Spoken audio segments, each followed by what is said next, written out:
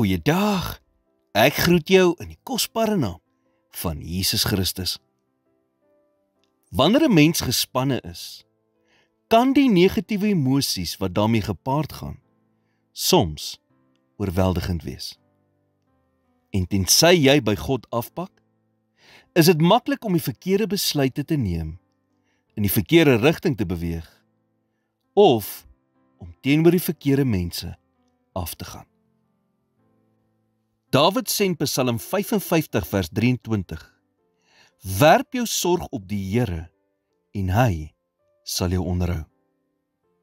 Die mate waarin jy op God steun en krag uit hom put, is die mate waarin jou angstigheid sal verminder.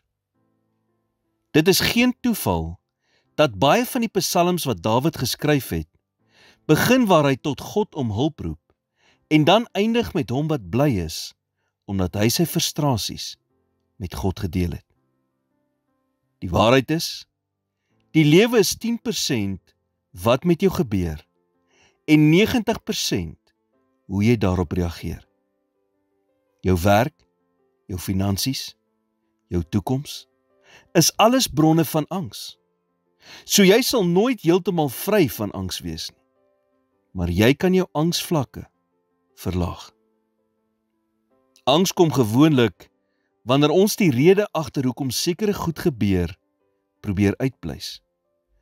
Dop oor wat mense dink of sukkel om te besluit wat om te doen. Vertroue vereis egter om met onbeantwoorde vrae te leef, tevrede te wees met die wete dat God weet wat jy nie weet nie. En dat jy nooit al die antwoorde sal hê nie. Ons sal ook nooit alles verstaan nie. Selfs die apostel Paulus het gesê in 1 Korintiërs 13 vers 9, want ons ken ten dele. Die genesing vir angs begin met die aanvaarding van hierdie 3 dinge. Eerstens, dat God alles weet. Tweedens, dat God nooit verbaas is nie. En derdens, dat God nooit sonder 'n oplossing is nie. So hier's jou opsies. Dra jou sorges self of werp dit op die Here. Om so te leer leef, verg geduld en oefening. So moenie oornag 'n wonderwerk verwag nie. Die geheim lê daarin om jou probleme waaroor jy angstig is, 1 keer meer vir God terug te gee as wat jy dit terugvat. Elke keer wanneer jy angstig raak oor iets, sê Here, dit is nie myne nie, dit is U sin. So ek gee dit vandag vir U. Probeer dit die volgende paar weke en kyk wat gebeur.